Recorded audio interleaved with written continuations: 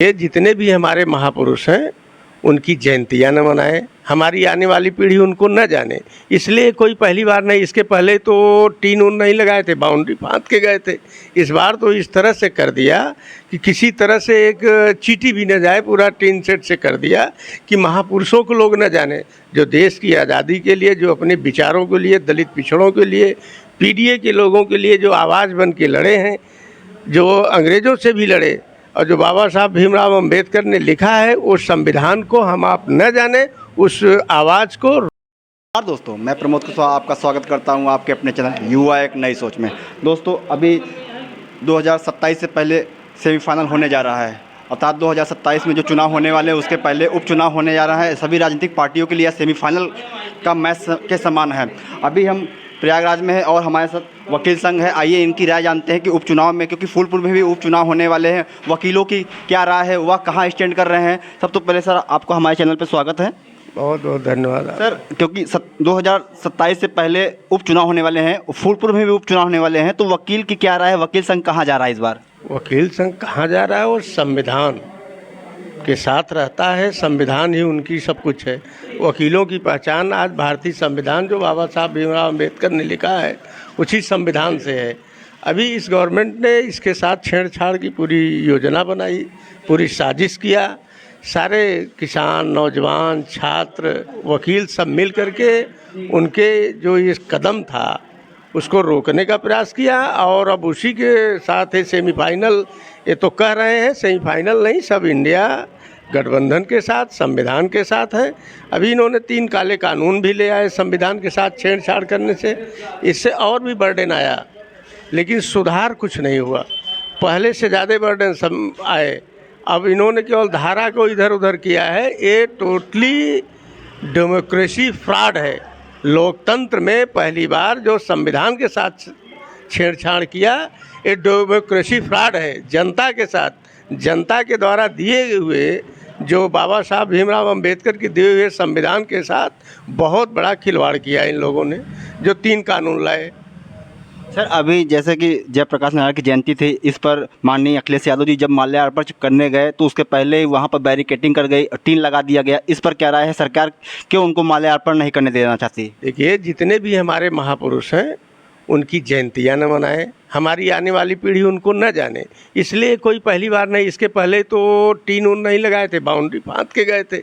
इस बार तो इस तरह से कर दिया कि किसी तरह से एक चींटी भी न जाए, पूरा टीन सेट से कर दिया कि महापुरुषों को लोग न जाने, जो देश की आज़ादी के लिए, जो अपने विचारों के लिए, दलित पिछड़ों के लिए, पीडीए के लोगों के लिए जो आवाज़ बन के लड़े हैं, जो अंग्रेज़ों से भी लड़े, और जो बाबा साहब भीमराव अंबेडकर ने लिखा है उस संविधान को हम आप न जाने, उस आवाज़ को रोकने के लिए ये तमाम तरह, जैसे किसानों के आंदोलन में क्या क्या कांटे और पानी की बौछारें 700 जाने गई, ये सब उसी का है कि लोग जाने न।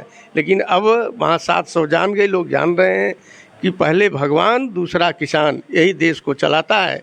और ये बैठे हुए लोग, जो कुर्सी पर बैठे हुए लोग हैं, इनके बस का नहीं है, न देश संभल रहा है, न ये चला पाएंगे।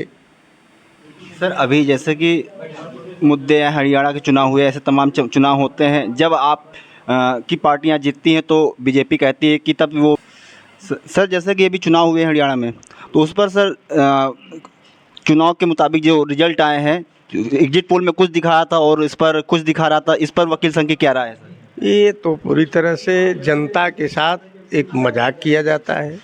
एग्जिट पोल, एजेंसी, ये जो सब कुछ उनके हैं, ये पूरी तरह से सरकार की एक प्लानिंग थी कि लोगों को गलतफहमी, ओवर कॉन्फिडेंस लाइए, और अपना उन्होंने इलेक्ट्रॉनिक माध्यम से, ईवीएम के माध्यम से उन्होंने खेला किया है, जिससे परिणाम बदले हैं। परिणाम में बहुत अंतर नहीं है, आप देखें, बहुत कम पॉइंट का है, कोई ज़्यादा मार्जिन नहीं है। तो सर, फूलपुर में भी चुनाव होने वाले हैं सर, आप किस मुद्दे पे वोट करेंगे?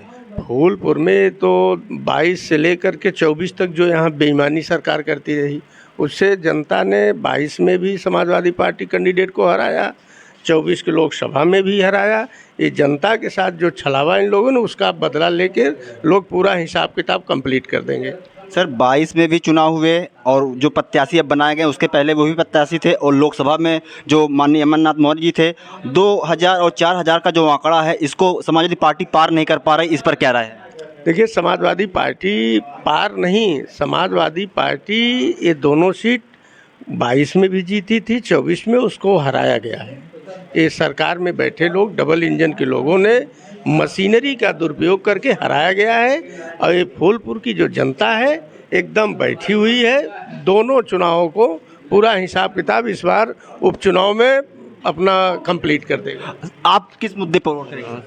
हम तो पीडीए को वोट करेंगे, समाजवादी पार्टी को।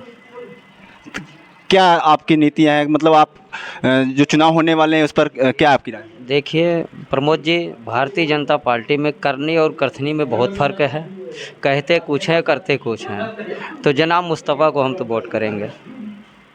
नागपुर में जो चुनाव होने वाले हैं तो आप वकील भी हैं, और वकीलों का क्या स्टैंड है, वकील कहाँ देख रहा है इस चुनाव को?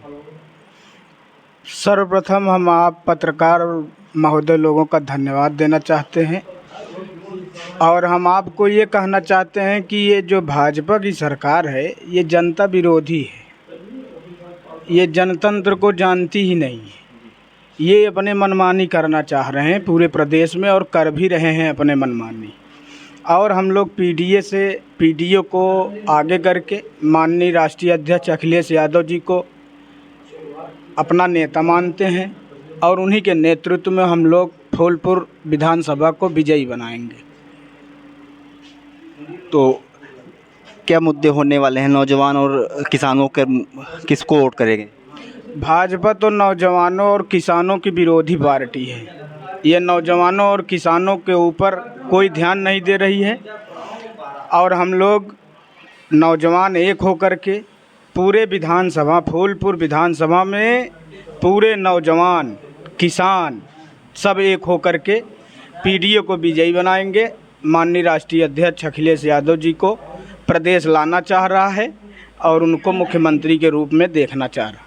तो हाईकोर्ट प्रदेश का इलाहाबाद नहीं होने है, तो उस पर वकीलों की क्या राय है, वो उनका स्टैंड क्या है, वो किस मुद्दे पर वोट करेंगे? आपने अभी वकील सलेल पाल जी को और सर को सुना है, तो सर ने बताए हैं अपने मुद्दे क्या क्या हो सकते हैं। मैं प्रमोद कुशवाहा, कैमरामैन अमित कुशवाहा के साथ, धन्यवाद।